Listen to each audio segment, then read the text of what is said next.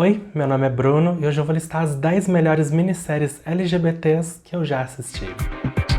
Assim, esse top 10 era pra ter saído durante o mês do orgulho, mas eu não consegui terminar o vídeo a tempo e ele acabou ficando pendente. Sendo assim, eu tava esperando um contexto favorável para trazer esse vídeo pro canal. Eu acho que não tem contexto melhor do que o Emmy Awards, já que teremos vários títulos indicados à premiação nessa lista. Mas antes, vale mencionar que eu já fiz um top 10 das melhores séries LGBTs que eu já assisti. Então, hoje eu vou focar apenas em minisséries que basicamente são séries com uma única temporada. Então, tendo entendido isso, vamos começar. Em 10º lugar está a minissérie Tales of the City, que no Brasil se chama Crônicas de São Francisco. Então, eu cheguei a gravar uma review de Tales of the City em 2019, mas eu perdi o vídeo porque eu gravei tudo com o microfone desligado. E como eu não animei gravar novamente, seja lá qual era a minha opinião, virou lenda, porque eu não faço ideia do que eu disse na ocasião. Mas por mais que Tales of the City e a minha memória não sejam melhores amigas, eu lembro que eu gostei da história. Que a propósito é uma continuação de uma produção dos anos 90, mas como o foco da trama é o local onde tudo se passa, o vínculo com o passado chega a ser quase simbólico, porque ela foca bem mais nos novos personagens. Agora, o meu único problema com Tales of the City é que às vezes eu sentia a narrativa um pouco militante demais, naquele estilo meio panfletário. Mas a minha experiência com a minissérie foi majoritariamente positiva, então eu acho justo incluí-la na lista. Em 9º lugar está a minissérie A Very English Scandal, que no Brasil também se chama A Very English Scandal. Então, o que chamou minha atenção para essa minissérie foi o seu elenco, mas eu acabei ficando muito impressionado com a história, porque basicamente ela é sobre um político britânico que, após se envolver com um homem gay, tenta matá-lo para tentar encobrir seu caso. E até aí nada demais, né? Mas eu já disse que essa história é baseada em fatos? Pois é difícil falar sobre A Very English Scandal sem dar spoilers, mas o título já diz o que você pode esperar. Um escândalo tipicamente inglês. E assim, por mais que a premissa possa parecer macabra, essa minissérie ela é bem gostosa de assistir, eu diria até divertida. Sabendo disso, se assim como eu você gosta de aprender sobre fatos históricos, A Very English Scandal é no mínimo bem interessante. Em 8º lugar está a minissérie When We Rise, que no Brasil também se chama When We Rise. Eu lembro que quando o trailer de When We Rise saiu, ele foi muito atacado. Basicamente, essa minissérie saiu pouco depois da eleição americana de 2016 e muita gente encarou essa produção como um ataque ao então presidente e os seus apoiadores. E assim, o trailer realmente tinha um tom confrontativo e passava uma mensagem de não conformidade, que de certa forma se alinhava com o sentimento de muitos naquele momento. Mas a trama de When We Rise é sobre a jornada da comunidade LGBT na sua busca por direitos civis, o que historicamente gerou muitos conflitos. E eu sinto que era isso que a produção estava tentando retratar. Eu legendei o trailer na época, ele ainda está disponível no Facebook, então se você quiser dar uma conferida eu vou deixar o link na descrição. Mas na minha opinião, When We Rise é uma minissérie muito boa que infelizmente acabou sendo abafada pelo barulho da polarização. Em 7º lugar está a minissérie Mary and George, que no Brasil se chama Mary e George. Assim, eu não sei exatamente o que eu esperava quando eu fui assistir essa produção, mas eu estranhei muito o seu ritmo a princípio. Tipo, tudo se desenvolve muito rápido e eu diria que a narrativa de Mary and George parece uma peça de teatro na maior parte do tempo, o que não necessariamente é algo ruim, só é diferente. Dito isso, Mary and George é sobre uma mãe ambiciosa que junta ao seu filho bola um plano para ele seduzir o rei da Escócia para conseguirem poder e status social. Eu não tive tempo para checar o nível de veracidade da história, mas vários elementos dessa minissérie são baseados em fatos. E para variar, eu não sabia disso enquanto eu estava assistindo, mas descobrir essa informação só tornou uma história que já era ainda mais absurda. Certamente me manteve muito entretido. Em 6º lugar está a minissérie It's a Sin, que no Brasil também se chama It's a Sin. Então, essa minissérie foi ao ar em uma época em que eu não tava com cabeça para assistir histórias pesadas. Sério, eu até fui baixando os episódios enquanto eles foram saindo, mas eu simplesmente não conseguia dar play. Mas uma vez que eu me propus a fazer esse vídeo, eu senti que eu precisava assistir It's a Sin, mesmo que para dizer que eu a considerei. Afinal, estamos falando de uma produção do Russell T. Davies, que tem uma ótima reputação no mundo das séries, especialmente com esse nicho. Inclusive, por exemplo, ele foi produtor em A Very English Scandal. Sendo assim, eu não tava com medo de me decepcionar, mas a única coisa que eu temia aconteceu. Eu me apeguei aos personagens. E isso é um problema porque It's a Sin conta a história de um grupo de amigos no centro da crise da AIDS dos anos 80. Pelo tema não dá pra não ser previsível, mas eu fiquei surpreso com a habilidade da narrativa de criar um senso de inconformidade. It's a Sin é sim tudo o que eu queria evitar, mas eu não me arrependo de ter dado uma chance a essa minissérie porque ela também é incrível. Em quinto lugar está a minissérie Ripley, que no Brasil também se chama Ripley. Eu fiquei na dúvida sobre incluir essa minissérie porque essa produção em particular tem uma abordagem muito neutra em relação à sexualidade do seu protagonista. Mas eu amei Ripley e sendo assim não pareceu justo deixá-la de fora. Agora, eu diria que essa minissérie nada mais é do que um grande filme independente de 8 horas, ou seja, não é para todo mundo. A sua narrativa é muito contemplativa e não tem pressa para desenvolver a sua história, que nesse caso foca nos mínimos detalhes do processo do famoso golpista da ficção. Então, se você quiser conferir a história do Thomas Ripley de uma forma mais empolgante, eu recomendo o filme de 1999 do Matt Damon. Mas só pela estética de Ripley e pela atuação do Andrew Scott, eu acho que vale a pena dar uma chance a essa minissérie. Em quarto lugar está a minissérie Houston, que no Brasil também se chama Houston. Muita gente critica o Ryan Murphy e eu confesso que eu tenho alguns problemas com ele, mas algo que não dá pra negar é que ele se empenha muito para dar vida a projetos sobre a comunidade. E Houston é mais um exemplo disso. Nessa minissérie da Netflix, ele nos apresenta o estilista Roy Houston, responsável por revolucionar a moda americana no século passado. Em 5 episódios, a narrativa mostra sua ascensão, o ápice da sua carreira cheia de excessos e a sua inevitável queda. Além disso, a produção explora pontos notórios da sua vida, como a sua amizade com a atriz Liza Minnelli e a sua presença constante no estúdio 54. Depois que eu assisti Houston, eu procurei saber mais sobre o estilista e nisso eu acabei assistindo um documentário de 2019 de mesmo nome que eu achei um bom complemento. Então, fica a dica. Mas a minissérie por si só é ótima e eu super recomendo. Em terceiro lugar está a minissérie Fellow Travelers, que no Brasil se chama Companheiros de Viagem. Eu falei brevemente sobre Fellow Travelers no meu vídeo das melhores séries de 2023 e assim, eu gostei bastante dessa minissérie, mas eu senti que a narrativa desviou do caminho que eu particularmente gostaria que ela tivesse seguido. Porque tipo, ela começa muito focada numa questão e em certo ponto essa questão parece não ter mais tanta relevância. Mas não dá pra dizer que é um erro porque Fellow Travelers, mais do que qualquer outra coisa, é uma história de amor em meio a diversidades. E sendo assim, ela gira em torno da relação entre dois homens que trabalham para o governo dos Estados Unidos em uma época em que pessoas homossexuais eram muito perseguidas. Mas na medida que ela vai avançando no tempo, ela aborda também outras questões que, para evitar spoilers, eu acho melhor não comentar. Dito isso, a partir do momento em que eu entendi a proposta da minissérie, eu passei a dar mais valor a Fellow Travelers, que é sim um grande feito em vários sentidos. Em segundo lugar está a minissérie American Crime, que no Brasil também se chama American Crime. Não, eu não tô falando de American Crime Story. É importante dizer isso porque ambas são antologias com nomes parecidos que lidam com tramas LGBTs no seu segundo ano. Inclusive, o assassinato de Gianni Versace poderia estar nesse top 10, mas eu particularmente prefiro American Crime. American Crime tem 3 temporadas excelentes, mas a segunda, que é a minha favorita, conta a história de uma mãe que ao descobrir que o seu filho potencialmente foi abusado em uma festa escolar, faz de tudo para conseguir justiça. Agora, essa produção obviamente não é tão chamativa como a do Ryan Murphy, mas de certa forma ela foi mais impactante, já que foi feita para TV aberta. Isso é relevante porque American Crime como um todo é bem pesada. E nesse sentido eu já te adianto que a temporada em questão não é tão fácil de assistir, mas ela é excelente em todos os aspectos técnicos. Literalmente uma das melhores produções televisivas que eu já assisti. E em primeiro lugar está a minissérie Angels in America, que no Brasil também se chama Angels in America. Já faz uns 10 anos que eu assisti essa minissérie e eu confesso que ela já não tá mais tão fresca na minha memória. Mas algo que eu lembro muito bem é de ter ficado impressionado com o tamanho e a qualidade dessa produção. Angels in America, assim como It's a Sin, é sobre a crise da AIDS dos anos 80, mas ela navega por esse cenário de uma forma muito artística. Provavelmente porque a minissérie foi baseada numa peça de teatro. E nesse sentido, obviamente o seu tema não é leve, mas ela tem uma poesia na sua narrativa que a torna muito bonita. E como eu disse, é uma produção muito grandiosa. Para você ter uma noção, no elenco temos Meryl Streep, Al Pacino, Emma Thompson e vários outros atores incríveis. Então o fato de a minissérie ter ganhado 11 das 21 indicações ao Emmy que recebeu não é exatamente uma grande surpresa. Mas Angels in America realmente é especial e eu não só recomendo que você a assista, como eu mesmo irei assisti-la novamente após esse vídeo. E é isso, gente.